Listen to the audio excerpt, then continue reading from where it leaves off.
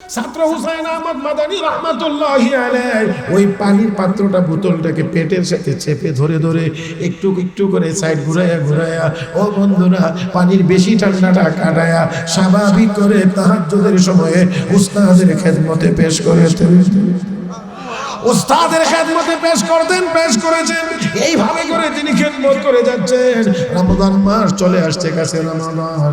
এবার শাইখুল চিন্তিত হয়ে গেলেন, দেখ দেখো মৌলভী হুসাইন আহমদ, এবার এই রমজানে মনে হয় আমার খতম তারাবি চলছে, তারাবির নামাজের ভিতরে আল্লাহর কোরআনের খতম মনে হয় এবারে আমার জীবনে চলছে। ও ভাইরা দেখেন, চিন্তা করে কতটা কতটা কতটা গভীরে ওনারা, কতটা উপরে ওনারা, আর আমরা কোথায় রয়েছি। শাইখুল হিন্দ রাহমাতুল্লাহি আলাইহি বলেন, কোরআন কারীমের খতম তারাবির নামাজের ভিতরে এবারই মনে হয় আমার চলবে, কারণ আমিও হাফেজে কোরআন না, হুসাইন আহমদ তুমিও হাফেজে কোরআন না, কিন্তু খতম তারাবির কি হবে, নামাজের ভিতরে কোরআন কারীমের খতমের কি হবে, কতটুকু চিন্তা। আমি আর আপনি হলে বললাম থাক জেল হয়েছে নামাজ হয়ে না। শাইখুল আরব আল আজম আওলাদ রাসূল সৈয়দ হুসাইন আহমদ মাদানী রহমাতুল্লাহি আলাইহি উস্তাদের এই দরদ মাখা কথা, অন্তরের এই ব্যথাটা বুঝতে পেরেছেন। বুঝতে পেরে ডাক দিয়ে, হযরত চিন্তার কোনো কারণ নাই, আপনি দোয়া করবেন, ইনশাআল্লাহ খতম তারাবি মিস হবে না। আল্লাহু আকবার। এই আওয়াজটা হয় না, আর একটু জোরে কান। দোয়া করেন, দোয়া করতে থাকেন, ইনশাআল্লাহ এবার আপনার খতম মিস হবে না। আমার বন্ধুরা, এই কথা বলে হুসাইন আহমদ মাদানী রাহমাতুল্লাহি আলাইহি প্রতিদিন আমি দিনের বেলা আল্লাহর কোরআন এক পারা করে তেলাওয়াত করে মুখস্থ করব, রাতের বেলা আমি তারাবির নামাজের ভিতরে আমি এক পারা তেলাওয়াত করে শোনাইব। তো রাসূল করিম সাল্লাল্লাহু আলাইহি ওয়াসাল্লাম হযরত মুআজ ইবনে জাবাল রাদিয়াল্লাহু তাআলা নুকে ইয়ামানের গভর্নর নিযুক্ত করে পাঠাচ্ছিলেন, আর একেবারেই বিদায় দেওয়ার মুহূর্তে জিজ্ঞেস করলেন, ইয়া মুআজ, ও মুআজ, মানুষের যে দেন দরবার, মানুষের যে যা যা জিজ্ঞাসা, এগুলো তুমি কিসের মাধ্যমে ফয়সালা করবে, কি দিয়ে ফয়সালা করবে? হযরত মুআজ ইবনে জাবাল জবাব দিলেন, বিকিতাবিল্লাহ, আল্লাহর কোরআনের মাধ্যমে আমি মানুষের দৈনন্দিন সমস্যার সমাধান দেব।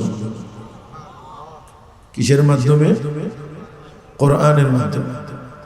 আল্লাহর রাসূল তখন তাকে বললেন, ফাইল্লাম তাজিদ ফি কিতাবিল্লাহ, সমস্যাটির সমাধান যদি আল্লাহর কোরআনের ভিতরে খোঁজ করে তুমি না পাও, এখানে ওর কথা লক্ষণীয়, আল্লাহর রাসূল বলছেন যে কিতাবে কোরআনে যদি না থাকে, এই কথা আল্লাহ বলেন নাই। ফাইল্লাম তাজিদ, তুমি যদি না পাও, ভাই কথা বুঝেন কিনা আমি জানি না, যদি কথা হয় নবী রাসূল যদি বলতেন যে কোরআনে নাই, এমনটা হইলে তুমি কি করবা, তাহলে বোঝা যাইতো যে কোরআনের মধ্যে ত্রুটি আছে।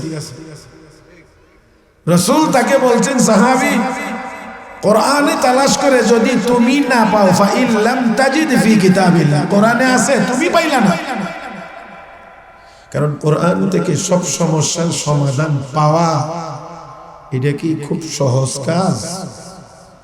তো যারা বলতে চায় আমি মাযহাব মানি না, আমি কোরআন হাদিস মানি, তো কোরআন হাদিস মানলে তোমার দৈনন্দিন যত সমস্যা আছে, এক এক দিনের এক এক সমস্যা খুঁজতে খুঁজতে তোমার এই সমস্যার সমাধান তো হবেই না, আরো নতুন সমস্যা তোমার চোখের সামনে চলে আসবে।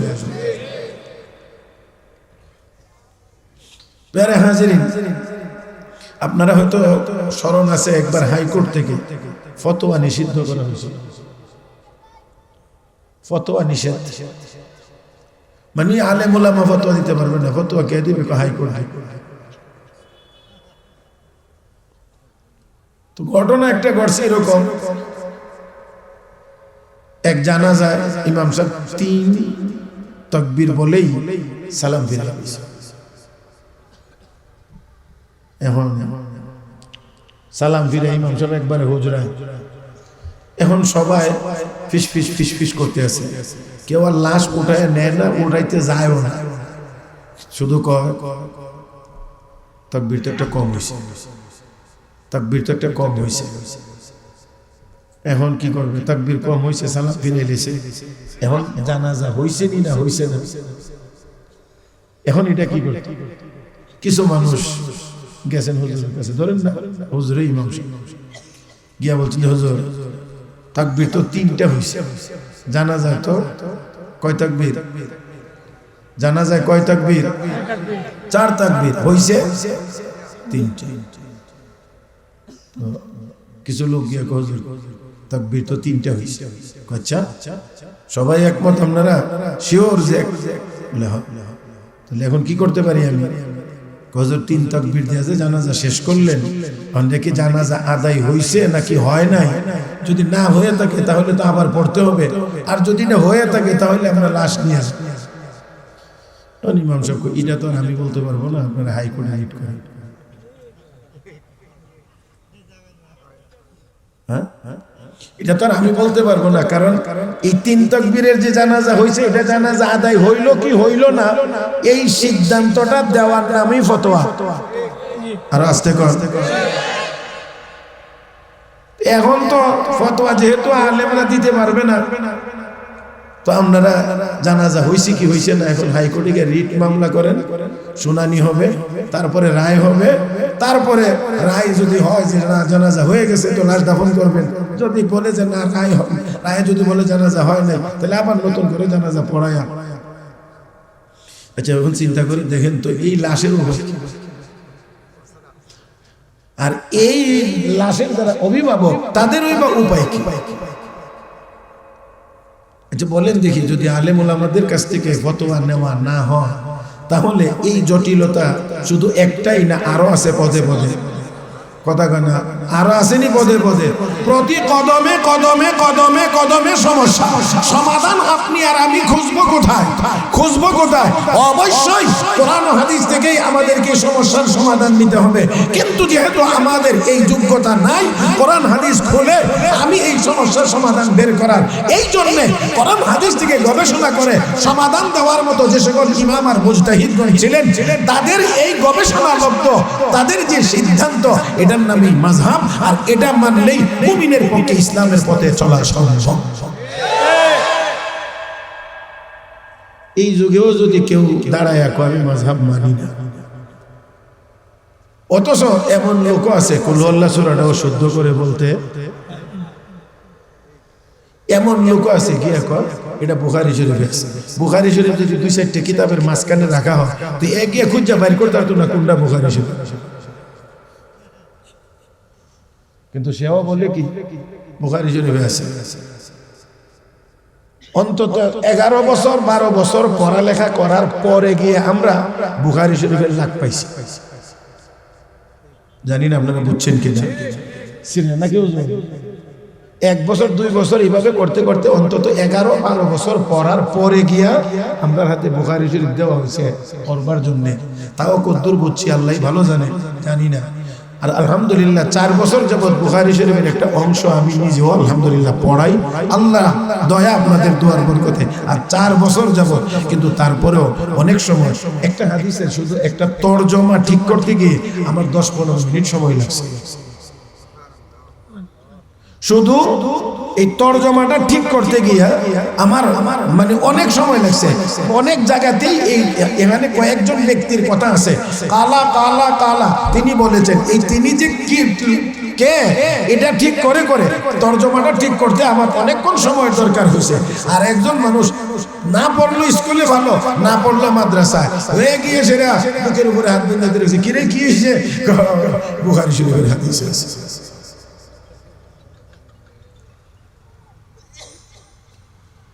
আল্লাহ মাফ করুন। আসলে আমি কাউকে কষ্ট দেওয়ার জন্য বলছি না, বিনয়ের সাথে বলছি। এই জামানায় এখনো যদি কেউ ইমাম আবু হানিফার মতো মুজতাহিদ হয়, কেউ যদি ইমাম শাফির মতো মুজতাহিদ হয়, যদি এমন যোগ্যতাওয়ালা কোনো ব্যক্তি এখন থাকে উনি যদি বলেন যে না আমার কোরআন হাদিস থেকে পাওয়া জিনিসই যথেষ্ট, আমার আর কাউকে অনুসরণ করা লাগে না, সেটা ভিন্ন কথা হতে পারে। যারা আমরা সূরা ফাতিহার তেলাওয়াত শুদ্ধ করে জানি না, সেই লোক যদি বলি বুখারী শরীফের হাদিসে আছে, তাহলে কথাটা শুনতে যদি কেমন লাগে আমার ভাইয়েরা, তাহলে অবস্থাটা হইলো ওই জানাজা হইছে না হইছে না রিড করেন হাইকোর্টে। এখন মনে করেন নামাজের ভিতরে কেউ একটু বাতাস ছেড়ে দিছে, কথা বুঝছেন না? তো এখন হুজুরের কাছে গেছে, হুজুর কইছে যে এটা আমি বলবো কেন, আমি বললে তো ফতোয়ার কিতাব থেকে বলবো, তো তুমি কোরআন হাদিস খুঁজে দেখো কোনানে গিয়ে পাওয়া যায় যে বাতাস ছাড়লে ওযু যায় নি না যায় না, নামাজ হইছে নি না হইছে না। এক লোক তোয়াফ করতেছে, তোয়াফের মাঝখানে হইতে পারে তার ওযু ছুটে গেছে, এখন তোয়াফ হইব নি না হইতো না, কি করব পরের অংশ। এখন যদি ওই লোকটাকে বলা হয় যে আপনি একটু কোরআন হাদিস থেকে আমার এই সমস্যার সমাধান বের করে দেন, তাহলে বলেন তো দেখি ওই লোকটা কোথায় যাবে, তার তোয়াফ কবে গিয়ে আদায় হবে? তোয়াফের মেয়াদ যাবে, কারণ হজের ফরজ তোয়াফের যত একটা নির্দিষ্ট সীমা আছে, সময় সীমা আছে, এই সময়ই পার হয়ে যাবে গিয়া খুঁজা বাইর করতে হবে। প্যারে হাজিরিন, তো যাই হোক বলার কথা ছিল আলেম ওলামা ফতোয়া দিবেন, দৈনন্দিন জীবনের সমস্যার সমাধান ওলামায়ে কেরামের কাছ থেকে নিতে হবে। আর একদম সহজ সরল কথায় আমি বলছি, যারা আমরা সাধারণ মানুষ দিন মানতে চাই, ইসলাম মানতে চাই, কোরআন ও হাদিসের বর্ণিত বিধানের উপরে আমল করতে চাই, তারা অবশ্যই কোনো না কোনো মুজতাহিদ ইমামের অনুসরণ ছাড়া তার পক্ষে কোরআন হাদিস মেনে ইসলামের উপরে চলা সহজ নয়। আরো যদি পরিষ্কার করে বলি, তাহলে সহজ তো না, ওই অসম্ভব দিনের উপরে চলা। আল্লাহ আমাদের সবাইকে বুঝার তৌফিক দান করুন। আর একটু জোরে কোন আমিন। তো আল্লাহ রাসূল বললেন ফাইল্লাম তাজিদ ফি কিতাবিল্লাহ, মনে আছে কি আপনাদের? হযরত মুআয ইবনে জাবালকে আল্লাহ রাসূল বললেন সমস্যাটার সমাধান যদি কোরআনে খুঁজে তুমি না পাও তাহলে কি করবা? তখন হযরত মুআয ইবনে জাবাল বলেন ফাবি সুন্নতি রাসূলিল্লাহ, তাহলে আমি খোঁজ করব রাসূলের সুন্নতের ভিতরে, আহাদিসের ভিতরে এই সমস্যার সমাধান আছে কিনা। তাহলে নবী বলছেন যদি কোরআনে না পাও কি করো? তাহলে হাদিসের আলোকে সমাধান দেব। এবারে আসেন মূল জায়গাটা, একেবারে আমার দিকে তাকায় শুনবেন। আচ্ছা, তুমি যদি এই সমস্যার সমাধান হাদিসেও না পাও, খেয়াল করেন নবী যাকে বলতেছেন তিনি জলিলুল কদর সাহাবী, বহু হাদিসের বর্ণনাকারী, আল্লাহর রাসূলের একেবারে নিকটতম সাহাবীদের মধ্যে উনি একজন অন্যতম সাহাবী। আল্লাহর নবী তাকেই বলছেন তুমি যদি কিতাবের মধ্যে কোরআনের মধ্যে না পাও, তুমি যদি হাদিসের মধ্যে না পাও, তাহলে আমরা যারা সূরা ফাতিহাটা শুদ্ধ করে জানি না, আমরা হাদিসের হায়ালে মুসলমান। জি ভাই, আপনি একটু জোরে কোনছেন, আমরার পক্ষে নি সম্ভব। সাহাবীরে নবী কয় যদি তুমি না পাও, আল্লাহ আমার কাছে এক লোক গেছে, গিয়ে কয় হুজুর একটু কথা বলতে চাই। কি কথা বলবেন? কয় একটু মাযহাব নিয়ে কথা বলতে চাই। ভালো কথা, কি? কয় আমি তো মাযহাব। কেন? কয় মাযহাব মানে ধর্ম বিভক্তি। তো আপনি কি মানে? কয় হাদিস মানে। আমি বলছি আপনি কি হাদিস পড়তে পারেন?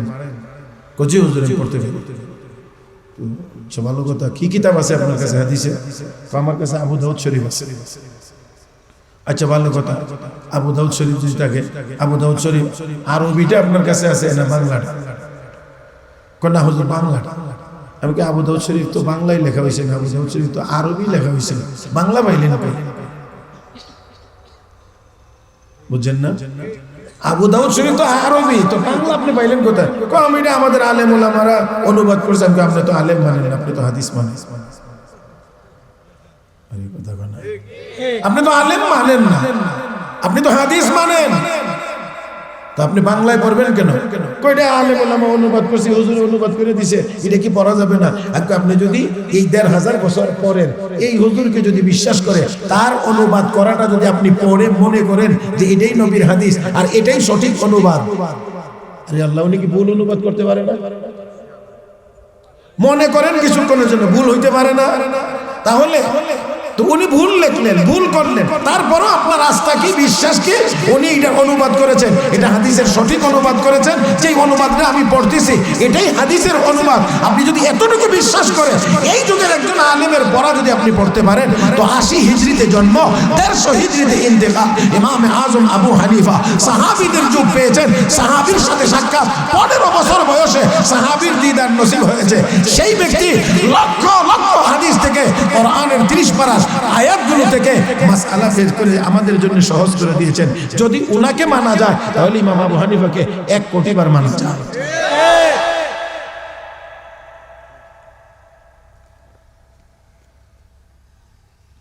মুহতারাম হাজিরিন,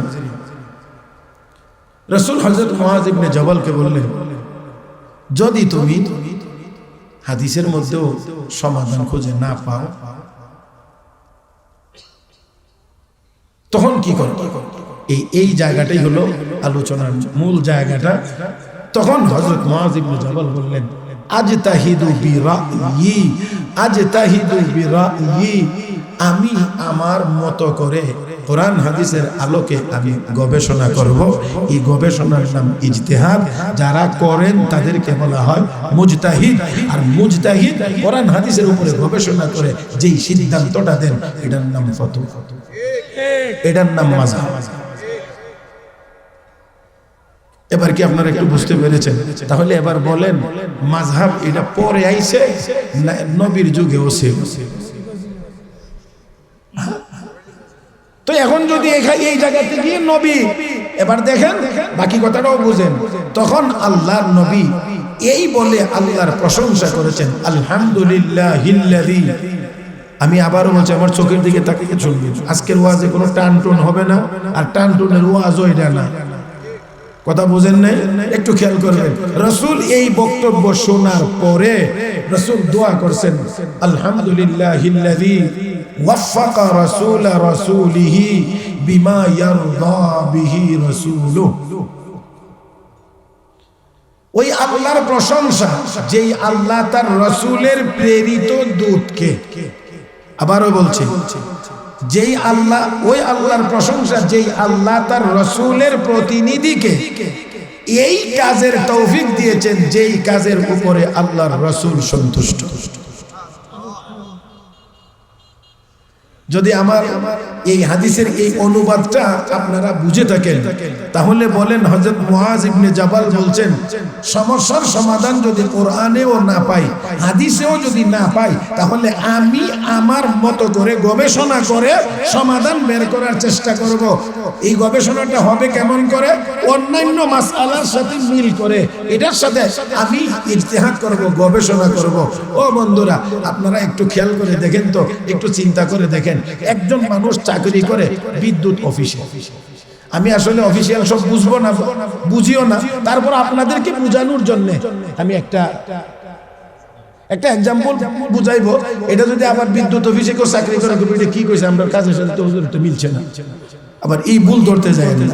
মনে করেন একজন কর্মচারীকে এই জায়গায় বসায়া দেওয়া হয়েছে, যেই জায়গাটা এটা অত্যন্ত সেনসিটিভ, অত্যন্ত স্পর্শকাতর, যে কোনো সময় কোনো দুর্ঘটনা এখান থেকে ঘটতে পারে। আর এখানে সার্বক্ষণিক একজন লোকের বসায় রাখতে, এই জন্য যে এই একটা সিগন্যাল আসলেই বুঝবে যে বিপদ, সাথে সাথে করে সুইচটা অন অফ করে দেবে। এমনিতে অন আছে, এখন তার কাজ হবে যখন এই লাল বাতি জ্বলে উঠবে অথবা এরকম সিগন্যাল দেবে, তখন তার কাজ হলো দ্রুত এই সুইচটা অফ করা। আচ্ছা বলেন, এরকম যদি কোনো জায়গা থাকতেও পারে। বর্তমান যুগে এরকম অনেক জায়গা আছে যেগুলোতে সার্বক্ষণিক লোক একবারে তাকায় থাকতে হয়, যে কোনো সময় অঘটন ঘটতে পারে। এখন এই লোক নামাজ পড়বো কোন সময়? এই লোকের জন্য তো নামাজ পড়া ফরজ, এই লোকের জন্যও তো জামাতে যাওয়া ওয়াজিব, সুন্নতে মুআক্কাদা। ওমা কথা কয় না? তাহলে এখন যদি উনাকে এখান থেকে যাইতে হয়, তাহলে এখানে কোনো সমস্যা? এখন আপনাকে যদি কয় যে হুজুর এই বেটা জামাতে পড়বো না নামাজ একলা পড়বো। এখন আমনেরে দেই আমি হাদিসের 100 কিতাব খুঁজা বের করেন যে এই বিদ্যুতের এই সুইচের কাছে যে লোক বসা এই লোক জামাত পড়বো না নামাজ একলা পড়বে। আমনের বাবা, আমনের দাদা, আমনের দাদার বাপ সবাই মিলেও খুঁজে এই সমস্যার সমাধান সরাসরি হাদিসে পাইছে। কারণ এই বিদ্যুৎ ছিলই তো এই যুগে। এখন কি করতে এখন এই লোক কি করবে? নামাজ একলা পড়বে না জামাতে পড়বে? তার জন্য তো জামাত সুন্নতে মুআক্কাদা আমাদের ইয়া অনুযায়ী। তো এখন ফুকাহায়ে কেরাম বলেন এটা কোরআনের সরাসরি আয়াতে পাওয়া মুশকিল, হাদিসে পাওয়া মুশকিল। তাহলে কি করতে হবে? একটু গবেষণা করতে হবে। এই গবেষণাটার নামই তো ইজতিহাদ। যারা গবেষণা করেন তার নাম মুজতাহিদ, আর গবেষণালব্ধ সিদ্ধান্তটার নাম হলো মাযহাব। এখন কোন অসুস্থ মানুষ, মুমূর্ষু রোগী, তার চিকিৎসার জন্য এমন এক অবস্থার সম্মুখীন যে তার কাছে সার্বক্ষণিক লোক এখন দাঁড়ায় থাকতে হবে, তার পাশে থাকতে হবে, যে কোনো সময় বিপদ ঘটতে পারে।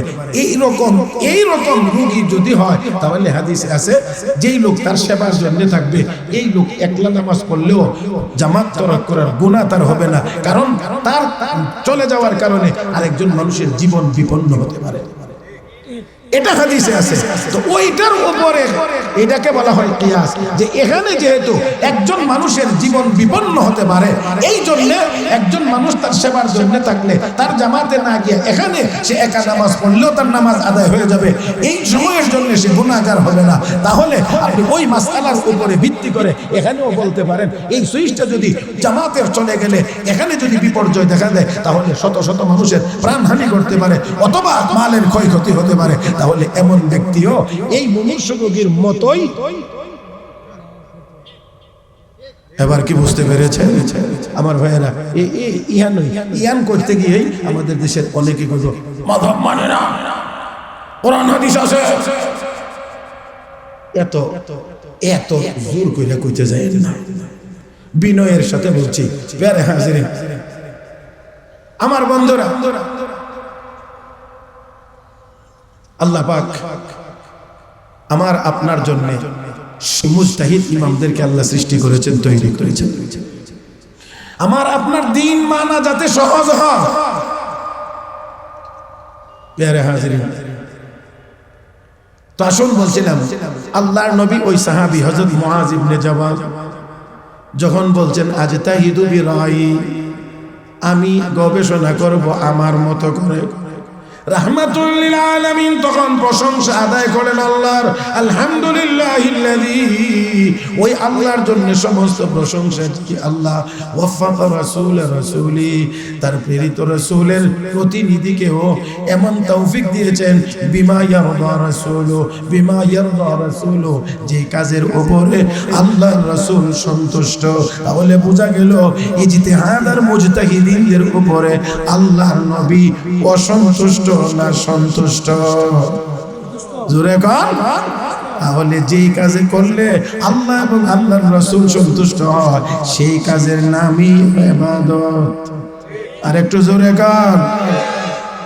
নবী যদি বলতেন না তুমি বলো কি কোরআন হাদিস থাকতে তুমি আবার তোমার মতো করে গবেষণা করবা, বললা কি? এমন না বলে আল্লাহর নবী আল্লাহর কাছে শুকরিয়া আদায় করলেন যে আমার প্রেরিত ব্যক্তিকে আল্লাহ এই তৌফিক দান করেছেন। আমার ভাইয়েরা, আমি আপনাদেরকে জিজ্ঞেস করি, কোরআন শরীফ বাজার থেকে টাকা হইলে কিনে আনা যাবে না? আচ্ছা, এবার বলেন দেখি, ডাক্তার যেই বই পড়ে ডাক্তার, যেই বইগুলো পড়ে এগুলো বাজারে নাই? হ্যাঁ, ইঞ্জিনিয়ার যেই বইগুলো পড়ে ইঞ্জিনিয়ার হয় সেইগুলো বাজারে নাই? তো আপনি কিনে আইন না কিছুদিন পড়েন না তো আপনি ইঞ্জিনিয়ার হয়ে যাবেন। কয় না আমার কথা আপনারা আজকে বেজার হইতেছেন না? আমি প্রথমে দোয়া চেয়ে এনেছি আর বলছি যে এখানে লিডার তেমন বেশি কিছু নাই আর আমিও খুব বেশি চাপ দিতে পারছি না, তবে কথাগুলো খেয়াল করে আপনাদেরকে শোনাইবার চেষ্টা করছি। আল্লাহ যেন তৌফিক দান করেন। কি বলছিলাম? বই কিনে নিয়ে ডাক্তার হয়ে যান, হওয়া যায় ভাইরা, উস্তাদ লাগে, শিক্ষক লাগে। আচ্ছা নেন, আপনি বললেন না যেই স্যার 5 বছর পর্যন্ত পড়াইল এমবিবিএস কোর্স, ছাত্র পরীক্ষা দিল, ভালো নাম্বারে পাশ করল, তারপরেই কি ডাক্তার? হ্যাঁ, তারপরেই কি ডাক্তার? না, তারপরেও আরো বড় বড় ডাক্তারদের পিছনে কিছুদিন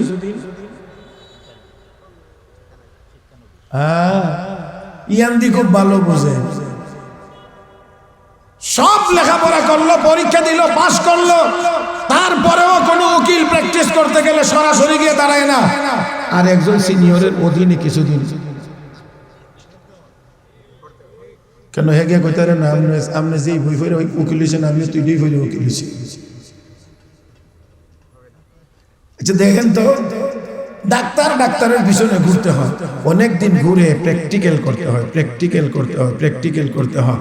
বই থাকার পরেও, বই পড়ার পরেও, পরীক্ষা দিয়ে পাস করার পরেও আপনাকে যখন প্র্যাকটিক্যাল ময়দানে আসতে হয়, তাহলে আরেকজনের পিছনে দৌড়াইয়া আপনাকে প্র্যাকটিক্যাল করে তারপরে ময়দানে আসতে হয়। আমার বন্ধুরা, কোরআন আছে, হাদিস আছে, মাযহাব মানবো কেমন করে? মাযহাব মানবো কেন? আমার বন্ধুরা, তাহলে দুনিয়াতে যদি একজন ডাক্তারও ডাক্তার হইতে না পারে, ইঞ্জিনিয়ার যদি ইঞ্জিনিয়ার হইতে না পারে, তাহলে অবশ্যই কোরআন ও হাদিস মানতে গেলে এই মানবার জন্য যোগ্য উস্তাদের দরকার।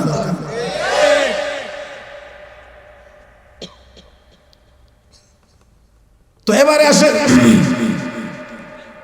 নবী করিম সাল্লাল্লাহু আলাইহি ওয়াসাল্লাম হযরত মুআজ ইবনে জাবালকে বললেন, মুআজ, তোমার এই সিদ্ধান্তে আমি আল্লাহর কাছে শুকরিয়া আদায় করলাম যে আল্লাহ তোমাকে এই তৌফিক দিয়েছেন, আর যে কাজে, এমন কাজের তৌফিক দিয়েছেন যে কাজের উপরে আমি রাসূল সন্তুষ্ট, কোন আমলের উপরে নবী সন্তুষ্ট মানে আল্লাহ সন্তুষ্ট। মাইয়ুতির রাসূল ফাকাদ আতা আল্লাহ, যে রাসূলের অনুসরণ করলো সে আল্লাহর অনুসরণ করলো। এবারে আপনাদেরকে নিয়ে আসি ইমাম আবু হানিফার কাছে। ইমাম আযম আবু হানিফা রাহমাতুল্লাহি আলাইহি আমাদের দেশের যারা নিজেদেরকে আহলে হাদিস বলে দাবি করে, সেই ভাইয়েরা সবচেয়ে বেশি টার্গেট করে ইমাম আযম আবু হানিফাকে। উনি হাদিস জানতেন না, উনি কোরআন জানতেন না, উনি এটা জানতেন না, উনি ওইটা জানতেন না। ও ভাই, একটু নিজেকে সামলান, একটু নিজেকে সামলান, একটু নিজেকে সামলান। কোথায় ইমাম আযম? আমি আপনাদেরকে একটুখানি নমুনা বোঝানোর জন্য বলছি। বুখারী শরীফকে আমরা খুব সর্বোচ্চ গুরুত্ব দিয়ে মানি, মানবার কিতাব। আসাহুল কুতুবি বাদা কিতাবিল্লাহ as-সহিহুল বুখারী। আসমানের নিচে জমিনের উপরে কোরআনের পরে সহিহ বুখারী শরীফের মর্যাদা, এটার মধ্যে কারো কোনো কৃপণতা নেই। কিন্তু খেয়াল করেন, ইমাম বুখারীর উস্তাদ ইমাম আহমদ ইবনে হাম্বল রাহমাতুল্লাহি আলাইহি, ইমাম আহমদ ইবনে হাম্বলের উস্তাদ ইমাম শাফি, ইমাম শাফির উস্তাদ ইমাম আবু ইউসুফ ইমাম মুহাম্মদ, ইমাম আবু ইউসুফ ইমাম মুহাম্মদের উস্তাদ ইমাম আবু হানিফা। আপনি ওনাকে না মানেন, ওনাকে অনুসরণ না করেন, এটা আরেক কথা। কিন্তু ইমাম আবু হানিফার ব্যাপারে কথা বলতে গিয়ে, বাজে মন্তব্য করতে গিয়ে বহুবার চিন্তা করা উচিত, বহুবার চিন্তা করা উচিত, বহুবার চিন্তা করা উচিত। মানার বিষয় ভিন্ন। আমরা তো এটা বলি না তোমাকে হানাফি মাযহাবই মানতে হবে, কারণ শাফি মাযহাবের লোক কত আছে, হাম্বলি মাযহাবের লোক কত আছে, হ্যাঁ, ইমাম মালিক রাহমাতুল্লাহ আলাইহি মালিকি মাযহাবের লোকও আছে। সেই মাযহাবও অনুসরণ, যেটাতেই আপনার ভালো লাগে অনুসরণ করে, না লাগে কইরেন না। কিন্তু আমার কথা হলো ইমামে আযম আমার বন্ধুরা, ইমাম মালিক রাহমাতুল্লাহি আলাইহির কান অনেকে ভারী করছে এই কথা বলে যে ইমাম আযম আবু হানিফা, ইমাম আবু হানিফা উনি ওনার ব্যক্তিগত মতামতের মাধ্যমে সমাধান দেয়, মানে কিয়াস করে, কোরআন হাদিসকে অনুসরণ করে না, এইরকম করে ইমাম মালিক রাহমাতুল্লাহ আলাইহি কান ভারী করা হয়েছে। তো ইমাম আযম মদিনায় গেলেন, ইমাম মালিকের দর্স চলতে আছে। তখন ইমাম আবু হানিফা এখানে গিয়ে বসে গেলেন। দর্স শেষ হইলে সাক্ষাৎ করলেন, কথাবার্তা বললেন। তখন বলতে আছে, মিন আইনা আনতা, কোথায় থেকে আসছে? মিনাল কুফা। কুফা থেকে আসছি, এই কুফা থেকে আসছি কথা বলতেই ইমাম মালিক রহমতুল্লাহ আলাইহি একটু খোঁচা মারলেন। আল কুফি লা ইউফি, কুফার মানুষ কথা দিয়ে কথা রাখে না। হযরত হুসাইন রাদিয়াল্লাহু তাআলা আনহুকে শহীদ করেছিল, নেওয়ার সময় চিঠিপত্র দিয়ে তাকে নেওয়া হয়েছিল, আর যখন অবস্থা খারাপ দেখছে সবাই ওনাকে ছেড়ে চলে গেছে। এই জন্য একটু খোঁচা দিলেন, আল কুফি লা ইউফি, কুফার মানুষ কথা দিয়ে কথা রাখে না। এটা একটা স্বাভাবিক মজাক। যেই মাত্র এই কথা বলছেন, বলা মাত্রই ইমামে আজম আবু হানিফা সাথে সাথে বলেন, ওয়া মিম্মান হাওলাকুম মিনাল আরাবি মুনাফিকুনা ওয়া মিন আহলিল মাদিনা, وممن حولكم من الأعراب منافقون ومن أهل المدينة। এতটুকু পর্যন্ত যখন তিনি বলছেন যে আপনাদের আশেপাশে গ্রামে গঞ্জে মুনাফিক আছে, এমনকি মদিনাতেও মুনাফিকরা চূড়ান্ত পর্যায়ের মুনাফিকও আছে। যেই মাত্র এই আয়াত সাথে সাথে পড়লেন, এবার ইমাম মালিক কর, আপনি আবার আবু হানিফা না তো? বুঝছেন না আপনারা? উনি বলছেন কুফার মানুষ কথা দিয়ে কথা রাখে না, আর উনি বলছেন মদিনার ভিতরেও মুনাফিক আছে। কথা কি জানেন? কোরআনের আয়াত দিয়ে বলছেন, ওয়া মিম্মান হাওলাকুম মিনাল আরাবি মুনাফিকুন ওয়া মিন আহলিল মাদিনাতি মারাদু আলান নিফাক। নিফাকের চূড়ান্ত জায়গাতে চলে গেছে, এখন দেখো মদিনার ভিতরে আছে। তো কি বলছেন? কুফার মানুষ কথা দিয়ে কথা রাখছেন, এই জন্য যদি খোঁচা মারেন তো মদিনার ভিতরে তো মুনাফিক আছে। মদিনায় যদি থাকতে পারে মুনাফিক, তো কুফাতে থাকলে অসুবিধা। এখানে গেছে পরেই আপনি আবার আবু হানিফা না তো?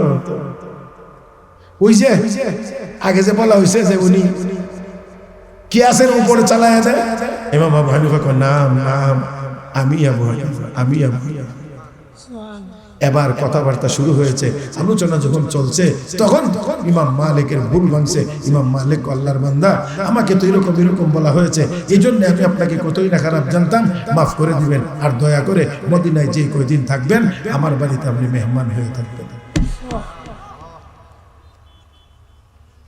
প্যারে হাজিরিন, কষ্ট হইতেছে? একবারে মানে ঘরের মতো আর কি বসে বসে কথাবার্তা বলা না, একটু গপসপের মতো অনেকটা মনে হইতেছে, তাই না? কারণ একটু টান টোন নাই, একটু জোরে কোনো হুঙ্কার নাই। এটা অনেকের কাছে যেন, বিশেষ করে তরুণ যারা যুবকেরা, তারা তো মানে খালি খুশাইতেছে ভিতরে, আহা এখনো একটা টান দিল না, এখনো একটা হুঙ্কার দিল না, এটা কেমন জানি হইতেছে। আমার ভাইয়েরা আসুন, ইমামে আজমকে আপনাদের সামনে একটু পেশ করি। ইমামে আজম আবু হানিফা রাহমাতুল্লাহ আলাইহির মাযহাব আপনারা একটু খেয়াল করেন। 4 রাকাত বিশিষ্ট নামাজ, 4 রাকাত বিশিষ্ট নামাজ যদি ফরজ ওয়াজিব সুন্নতে মুআক্কাদা হয়, নফল না, ফরজ ওয়াজিব সুন্নতে মুআক্কাদা 3 রাকাত বা 4 রাকাত যদি হয়, তাহলে এই নামাজ শেষ করতে 2 বার বসা লাগে। 2 রাকাতের পরে আবার 3 রাকাত হলে পরের রাকাতের পরে, যদি 4 রাকাত হয় তাহলে আবার 2 রাকাত পরে। প্রথম বসাটাকে বলা হয় প্রথম বৈঠক, দ্বিতীয় বসাটাকে বলা হয় শেষ বৈঠক। এটাকে কোদায়ে উলা আর কোদায়ে আখিরা কিতাবের ভাষায় বলে প্রথম বৈঠক এবং শেষ বৈঠক। প্রথম বৈঠকে আপনি কতটুকু কি পড়বেন? প্রথম বৈঠকে আপনি পড়বেন আবদুহু ওয়া রাসূলুহু পর্যন্ত। সোজা কথা হলো যে আপনি পড়বেন শুধু তাশাহুদ, দরুদ শরীফও পড়তে পারবেন না, দোয়া মাসুরাও পড়তে পারবেন না। কেউ যদি দরুদ শরীফ পড়ে ফেলে, এটা ভুল করেই পড়বে, কারণ যেহেতু ইমাম আবু হানিফার সিদ্ধান্ত হলো আবদুহু ওয়া রাসূলুহু পর্যন্ত পড়বেন। এখন ওনার মাযহাব এটা যে উনি বলেন যদি এর পরে কেউ আল্লাহুম্মা সাল্লি আলা মুহাম্মাদ এতটুকু পর্যন্ত পড়ে ফেলে, ইমাম আজম আবু হানিফার মাযহাব হলো তোমাকে সাহু সেজদা দেওয়া লাগবে।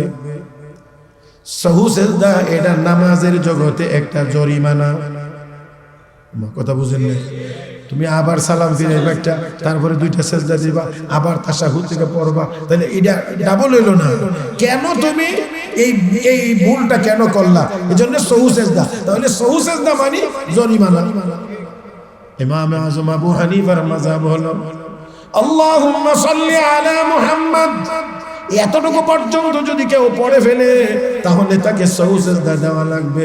তার মানে ইমাম আবু হানিফা জরিমানা লাগাইয়া দিলেন।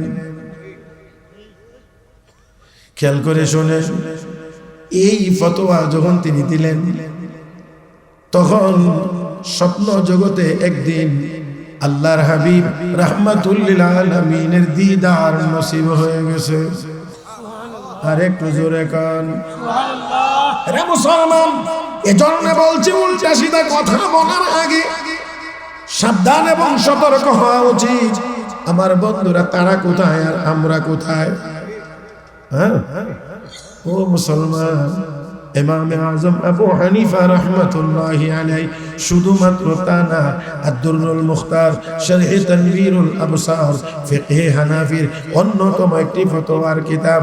ও বন্ধুরা, এই কিতাবের মুকদ্দমার ভিতরে আছে ইমাম আজম আবু হানিফা কাবা ঘুরে গেলেন, তওয়াফ করলেন, 2 রাকাত নামাজের জন্য দাঁড়াইলেন, তো ডাইন পায়ের উপরে একটু বেশি ভর দিয়ে দাঁড়াইলেন। নফল নামাজ যদি কেউ পড়ে আর যদি মনে করে আমি লম্বা সময় নামাজ পড়ব, লম্বা সময় নামাজের ভিতরে কোরআনের তেলাওয়াত করব, তাহলে ওই লোক ইচ্ছা করলে একটু এক পায়ের উপরে বেশি ভর দিয়ে দাঁড়াইতে পারেন, যাতে করে আবার এই পায়ের উপরে ভর দিলে তার জন্য একটু আসান হয়। ইমাম আজম আবু হানিফা রাহমাতুল্লাহি আলাইহি তিনি ডান পায়ের উপরে একটু বেশি ভর দিয়ে দাঁড়াইলেন। এবার দাঁড়িয়ে দাঁড়িয়ে তিলাওয়াত করতে শুরু করলেন। তো এক দাঁড়ানোতে 15 পারা কোরআন তিলাওয়াত করেছে। সুবহানাল্লাহ। কয় পারা? কন্যা কয় রাকাতে? এক রাকাতে 15 পারা। আমরা তো মাশাআল্লাহ তারাবির নামাজে 20 রাকাতে এক পারা হইলেও খালি বিশ।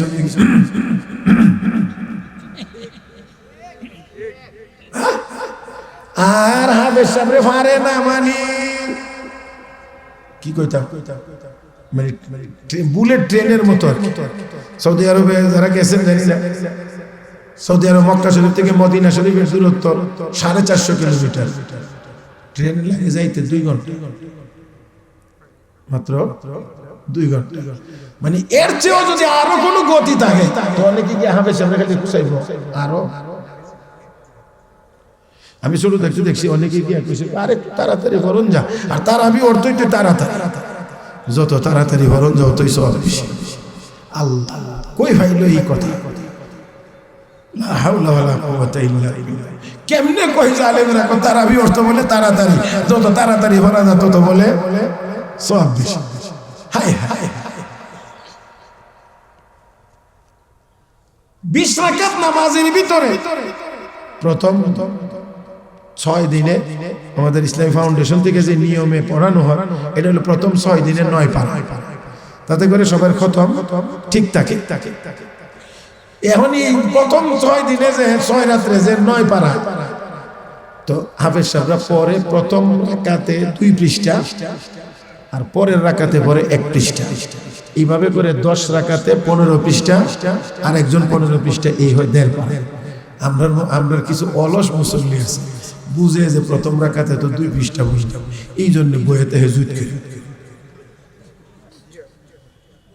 কারণ প্রথম রাকাত লম্বা 2 পৃষ্ঠা পড়বে, এই জন্য জুত করে বসে থাকে। পড়তে পড়তে পড়তে পড়তে যখন বুঝে যে না এখন মনে হয় রুকুর কাছাকাছি, তো কিছু অলস পার্টি তখন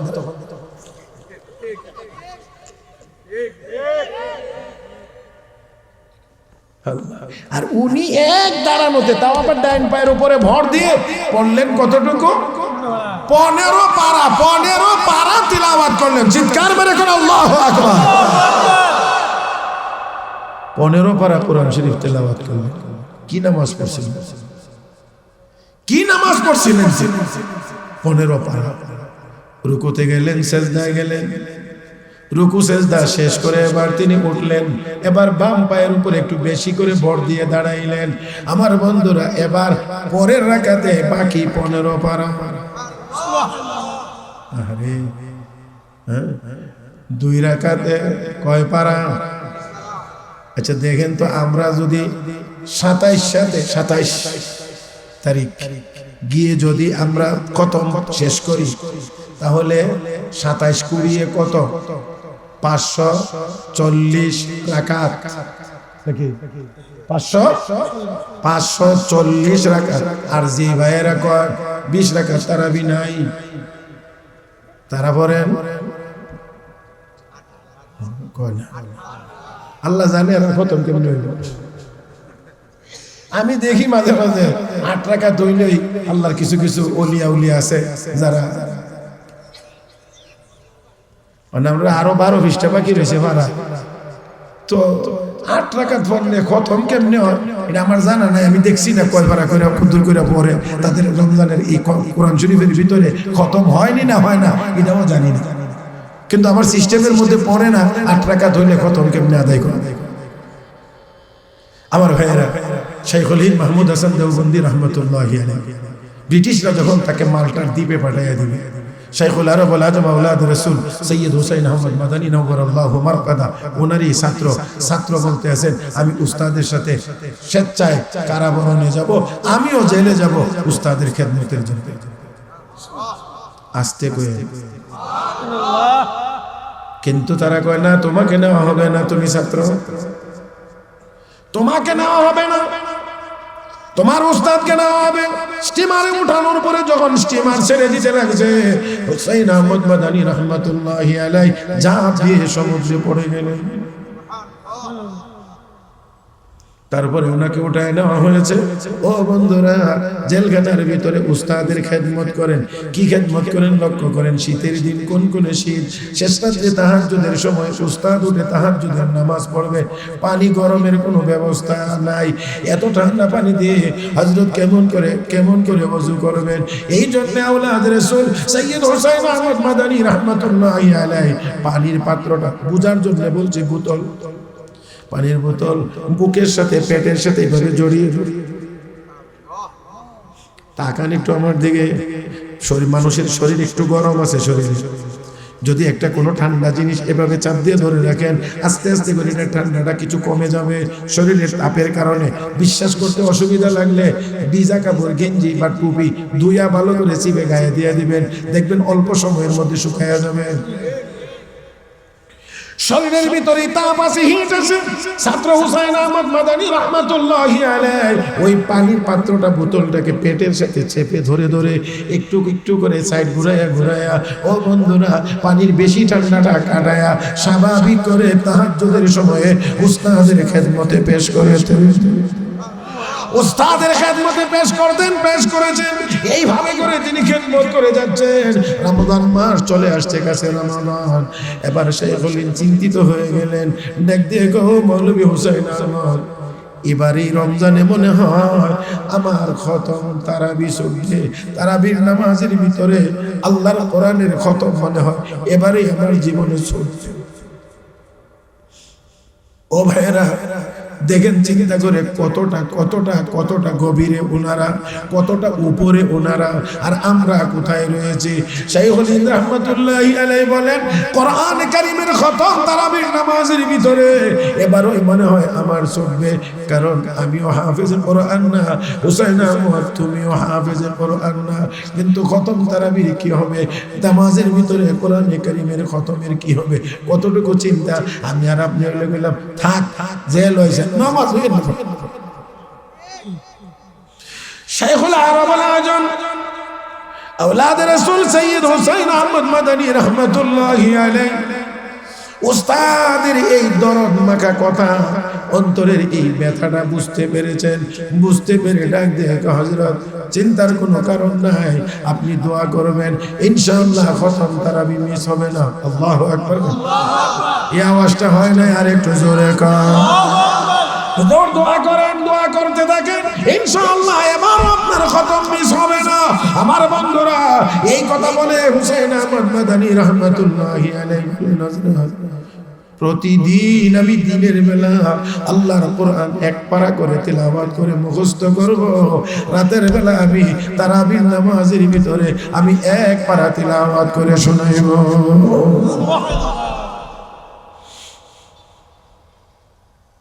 দিনের বেলা এক পারা মুখস্থ করতেন, আর রাতে উস্তাদ ছাত্র খতম তারাবি আদায় করতেন। আমি জানি না, আমি বুঝি না 8 রাকাতের খতম কেমন। প্যারে হাজির, তার সাথে একটা কথা শুধু বলছি, কেউ 8 রাকাত পড়েন, আমি তো আপনারে গিয়ে জোর করে 20 রাকাত পড়াইতে পারবো না। 20 রাকাত আমি জোর করে আপনাকে পড়াইতে পারবো না, তো আপনার ইচ্ছা। বাকি দয়া করে সবাই আমরা মুসলমান, আপনার যদি মনে হয় 8 রাকাত পড়বেন আপনি পড়েন, কিন্তু 20 রাকাত ওয়ালাদেরকে অযথা খুশাখুশি করছেন, এটা আপনাদের কাছে অনুরোধ। আপনি 8 রাকাত পড়েন, আমি এই ব্যাপারে জবরদস্তি করে আপনাদের 20 রাকাত পড়াইতে হবে এমন দায়িত্ব আল্লাহ আমারে দিছে না, কোনো মৌলবী দিছে না। কিন্তু দয়া করে 20 রাকাত যারা পড়ে ওনাদেরকে আপনারা এই খুশাইতে যায়েন না, এই একটু ঠুক্কর দিতে যায়েন না, একটু ভালো মন্দ বলতে যায়েন না। আমার ভাইয়েরা মনে রাখতে হবে 20-এর ভিতরে কিন্তু 8 কয় না, 20-এর ভিতরে 8 আছে, 8 আছে, কিন্তু 8-এর ভিতরে কিন্তু 20 নাই। আমার ভাইয়েরা এটা কিন্তু মাসালাগত বিষয়। আপনাদের কাছে যদি মনে হয় যে 8 রাকাতের মাসালা আপনাদের কাছে ভালো, আপনি 8 রাকাত পড়েন, আমি আপনার সাথে ঝগড়া করতে রাজি না। আমি অনুরোধ করব 20 রাকাত পড়ার জন্য, এতটুকু হতে পারে। আমি আপনাকে অবশ্যই অনুরোধ করি, অবশ্যই অনুরোধ করি। আমার বন্ধুরা হযরত ওমর ফারুক রাদিয়াল্লাহু তাআলা আনহু, হযরত ওমর ফারুক রাদিয়াল্লাহু তাআলা আনহু রাসূলের সাহাবী। কতটুকু দূরের সাহাবী? হ্যাঁ, কাছে। আপনাদের কাছে কি মনে হয় খুব দুর্বল সাহাবী? হ্যাঁ, এলেম কালাম খুব কম, এলেম কম ওয়ালা সাহাবী। নবী কয়, নবী যদি কেউ হতে পারতো তাহলে ওমর নবী হইতো, এই পরিমাণ যোগ্যতা তার মধ্যে আছে। কিন্তু যেহেতু আমি শেষ নবী, আমার পরে কোনো নবী নেই, এই জন্য ওমর নবী হতে পারে। হযরত ওমরকে মেজাজে ওহী বলা হইতো, যেটা বলতেন আসমানের মালিক এটাই ফয়সালা দিতেন, এটাই ফয়সালা। নবীর সাহাবীদের সামনে বসে ওয়াজ নসিহত করেন, নবীর স্ত্রীগণ নবীর সাথে বসা থাকতেন। হযরত ওমর একদিন গিয়ে কই, ইয়া রাসূলুল্লাহ, আমরা কত মানুষ এখানে বসে থাকি, আর আমাদের মায়েরা আপনার সাথে বসে থাকে, নবীর স্ত্রী উম্মতের মা, আমাদের মায়েরা আপনার সাথে বসে থাকে, সবার নজর পড়ে তাদের উপরে। আমার কাছে কেমন যেন এটা বেশি ভালো লাগে না, পর্দার আড়ালে থাকলে মনে হয় ভালো হইতো। আল্লাহর সাথে সাথে কোরআনে আয়াত নাযিল করে দিয়ে বলেন, হাবিব ওমরের যেই চিন্তা আমি আল্লাহর সিদ্ধান্ত। সুবহানাল্লাহ, পর্দার বিধান নাজিল হয়ে গেছে। হযরত ওমর গিয়ে দেখেন 2 জন 4 জন 10 জন 20 জন, এক একজন ইমাম এক একজন, এইভাবে করে তারাবির নামাজ চলতেছে। আল্লাহর রাসূল বললেন যে ঠিক আছে, একজন ইমাম সবাই একজনের পিছনে নামাজ পড়বে। 20 রাকাত তারাবির ঘোষণা দিলেন এই মজলিসে। আর এই সময়ে 1 2 সাহাবী তো জিন্দা না, বহু সাহাবী জিন্দা। মাত্র নবীর ইন্তেকালের 2.5-3 বছর পরের কথা, কারণ হযরত আবু বকর 2.25 বছরের মতো রাষ্ট্র পরিচালনা করেছেন, তারপরে 10 বছর হযরত ওমরের হাতে। তাহলে হযরত ওমর রাদিয়াল্লাহু তাআলা নবীর সাহাবী, যোগ্য সাহাবী, সেই হযরত ওমর সাহাবায়ে কেরামের উপস্থিতিতে একজন ইমামের পিছনে 20 রাকাত তারাবির নির্দেশ দিলেন। সকল সাহাবায়ে কেরাম তা মেনে নিলেন। তাহলে বোঝা গেল 20 রাকাত তারাবি ইজমায়ে সাহাবা এর উপরে, আর সাহাবীদের ইজমা এটা আমাদের জন্য শরীয়তের দলিল। জোরে বন্ধুরা, তাক আর বড় করব না। আমি আগেই বলছিলাম এই চিঠিপত্র দিয়েন না। আমি কি লেখছে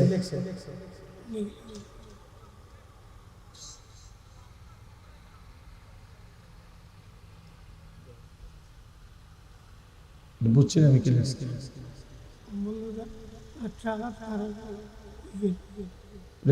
কই থেকে পাইল আমরা জানি। 8 রাকাত কই পাইছি ঢের হানি করব আমি জানি।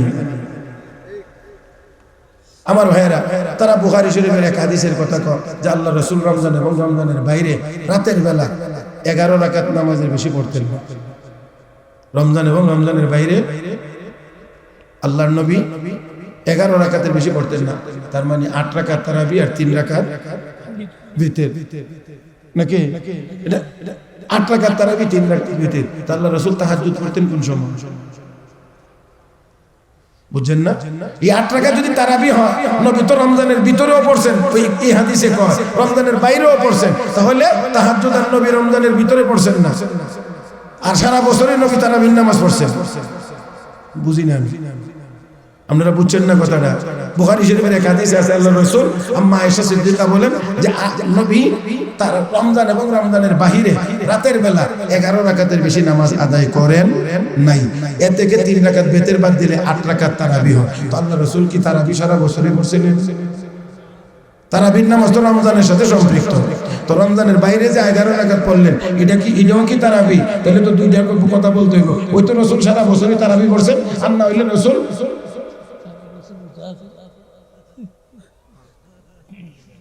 রমজান এবং রমজানের বাহিরে 8 রাকাতের বেশি রাসূল পড়েন নাই, 3 রাকাত বেতের পড়ছেন, 11 রাকাত। তাহলে 11 রাকাতের বেশি আর রাতের বেলা নামাজ নাই, এজন্য 8 রাকাত তারাবি আর 3 রাকাত বেতের হয়। বন্ধুরা, মানলাম কিছুক্ষণের জন্য, তো মানলে হইল কি নবী সারা বছর শুধু তারাবির নামাজ পড়েছেন। তাহাজ্জুদ কই, ওয়া মিনাল লাইলি ফাতাহাজ্জাদ বিহি নাফিলাতাল লাক। তাহলে রাসূলের তাহাজ্জুদ গেল কোথায়? আমার বন্ধুরা, এই জন্য আমি এই কারণে বিতর্কেই যাইতে চাই না। যারা পড়েন তারা বলবেন তাদেরটা তাদের কাছে। আমরা 20 রাকাত পড়ি। হযরত ওমর সাহাবায়ে কেরামের ঐক্যমতের ভিত্তিতে 20 রাকাত তারাবির নামাজ নির্ধারণ করেছেন, আমরা সেই 20 রাকাত নামাজ পড়ি। জোরে কার কইব তো ওই 20 রাকাত নামাজ নবী তো এই তারাবির নামাজ 20 রাকাত পড়ছেন না। অনেকে তারা বলবেন 20 রাকাত পড়ছেন না। তা আমি বলবো রাসূল তো পুরা রমজান তারাবি একটা না 30 দিনও পড়ছেন না। তো আমরা 30 দিন পাইলেন কই? নবী একটা না 30 দিনও তারাবি পড়ছেন না। তাহলে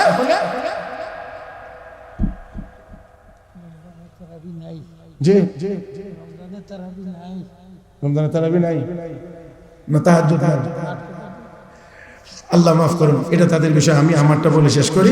প্যারে হাজিরিন, আমি আগেই বলছি যে ইমাম আযম আবু হানিফা রাহমাতুল্লাহি আলাইহি, ইমাম আযম আবু হানিফা রাহমাতুল্লাহি আলাইহি কি ফতোয়া দিলেন? 2 রাকাতে বসে আল্লাহুম্মা সাল্লি আলা মুহাম্মদ এতটুকু পর্যন্ত পড়বে। কথা বলতে গিয়ে বলছিলাম ইমাম আযম আবু হানিফা 2 রাকাত নামাজে কয় পারা তিলাওয়াত করছেন? 30 পারা। নামাজ শেষ করে হাত তুলে দোয়া করেন, আল্লাহ তোমার যতটুকু ইবাদত করার দরকার ছিল করতে পারি। আল্লাহ তোমার মারিফত যতটুকু অর্জন করার কথা ছিল করতে পারি নাই। কাবার অপর প্রান্ত থেকে জবাব বেরিয়ে এসেছে, আওয়াজ এসেছে, আবু হানিফা যতটুকু ইবাদত করার দরকার ছিল ততটুকুই করতে পেরেছো। মারিফত যতটুকু অর্জন করার কথা ছিল ততটুকু মারিফত তুমি অর্জন করতে পেরেছো। সুবহানাল্লাহ। সেই লোক আবু হানিফা। তো এই ফতোয়া যখন দিলেন, সিদ্ধান্ত জানাইলেন, স্বপ্নে রাসূল যে দিদার নসিব হয়ে গেছে। নবীজিগা, ও আবু হানিফা, এক লোক আমার উপরে দরুদ শরীফ পড়ল আর তুমি তার উপরে সবুজদার হুকুম লাগাইয়া দিলা, জরিমানা লাগাইয়া দিলা, কি কাম করলা? এবার দেখেন না সম্পর্ক কোথায়। এই জন্য বলছি, মানেন না মানেন আরেক কথা, তবে এত বড় ইমামের শানে বেয়াদবি করবেন না, এতে করে ক্ষতিগ্রস্ত হবেন নিজে। কোথায় পাইলা? কেন তুমি জরিমানার কথা লাগাইলা?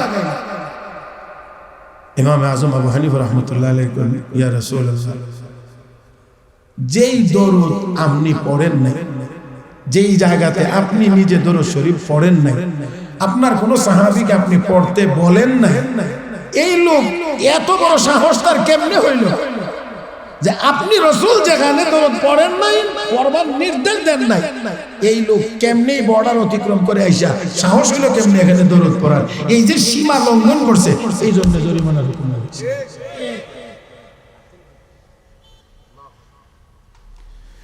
আপনাদের কাছে মনে হয় আপনারাই সবটা সঠিক, আর ইমাম আযম আবু হানিফা মাসআলা দেন, এই মাসআলার ব্যাপারে প্রশ্ন করেন স্বয়ং মুহাম্মদুর রাসূলুল্লাহ স্বপ্নের ভিতরে, আবার তিনি জবাব দেন, আর এই জবাব পাইয়া আল্লাহর রাসূল খুশি হয়ে গেছেন। সুবহানাল্লাহ। প্যারে হাজিরিন, কোরআনে কারীমের আয়াতের অংশ আল্লাহ রাব্বুল আলামিন বলেন, ফাসআলু আহলা যিকর ইন কুনতুম লা তা'লামুন, তোমরা যা জানো না, যারা জানে তাদের কাছ থেকে জেনে নাও, জিজ্ঞেস করে জেনে নাও। আমার ভাইয়েরা, সবাই বড় আলেম হবে না, ফালাউলা নাফারা মিন কুল্লি ফিরকাতিন মিনহুম তা'iফা লিয়াতাফাক্কাহু ফিদ-দীন। কিছু মানুষ বড় আলেম হবে আর প্রাথমিক ইলম সব মুসলমান অর্জন করবে। ফালাউলা নাফারা মিন কুল্লি ফিরকাতিন মিনহুম তাইফাতুন লিয়াতাফাক্কাহু ফিদ-দীন ওয়া লিয়ুনযিরু কওমাহুম ইযা রাজা'উ ইলাইহিম লা'আল্লাহুম ইয়াহযারুন। প্রত্যেক গ্রুপ থেকে, প্রত্যেক বড় একটা দল থেকে ছোট একটা দল যাবে দ্বীনের গভীর এলেম অর্জনের জন্য। তারা অর্জন করে এসে জাতিকে যেভাবে দিক নির্দেশনা দিবে, সাধারণ মানুষ তাদের অনুসরণ করবে। এখন আলেম ইমাম আজম আবু হানিফা রাহমাতুল্লাহ আলাইহি ওনার কোরআন হাদিসের উপরে গবেষণালব্ধ যে সিদ্ধান্তগুলো, আর একটা কথা মনে রাখতে হবে, ইসলামের যত বিধিবিধান আমরা পালন করি, দারুল উলুম দেওবন্দ মাদ্রাসার দীর্ঘকালের যিনি দায়িত্বশীল ব্যক্তি ছিলেন, শুধু দায়িত্বশীল না, বড় মুহাদ্দিস ছিলেন, শাইখুল হাদিস ছিলেন, সদরুল মুদাররিসিন ছিলেন, হাজার হাজার লক্ষ লক্ষ উলামায়ে কেরামের উস্তাদ, যার মধ্যে ফকিহানা ভাব ছিল, তিনি হলেন হযরত আকদাস হযরত মাওলানা মুফতি সাঈদ আহমদ আলমপুরি রাহমাতুল্লাহি আলাইহি। উনি বলছেন যে মাত্র 20% শতকরা 20% মাসআলার মধ্যে আমরা মুজতাহিদদের অনুসরণ করতে হয়, বাকি 80% মাসআলার মধ্যে আমাদের কাউকে অনুসরণ করতে হয় না। কোরআন হাদিসে তার বর্ণনা স্পষ্ট। এই জন্য এখানে কোনো ইমামের অনুসরণ করা লাগে না।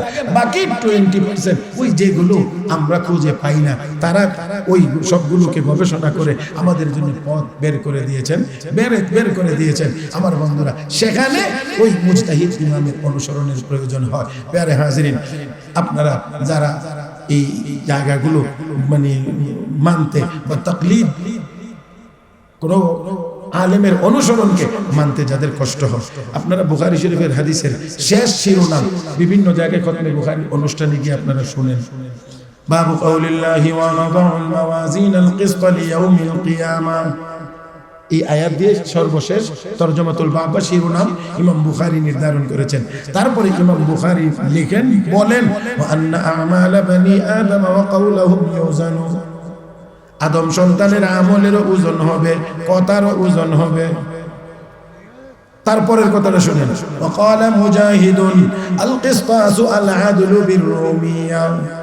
ইমাম বুখারী বলেন যে আল কিসতাসু শব্দটি কি, এটার ব্যাখ্যা করতে গিয়ে তিনি বলছেন, ওয়াকালা মুজাহিদ, ইমামুত তাফসীর হযরত ইমাম মুজাহিদ রাহমাতুল্লাহি আলাইহি এই শব্দটার এই ব্যাখ্যা করছেন। আপাতত এইভাবেই বুঝেন, এই শব্দটার এই ব্যাখ্যা করেছেন। তো ইমাম বুখারী রাহমাতুল্লাহি আলাইহি উনি তো এই কথা বলেন নাই যে রাসূল এই কথা বলছেন, উনি বলছেন ইমাম মুজাহিদ এই আয়াতের তাফসীরে এই কথা বলেছেন, এই শব্দের তাফসীরে এই কথা বলেছেন। তাহলে বোঝা যায় ইমাম বুখারীও কোনো ক্ষেত্রে কাহারও না কাহারও অনুসরণ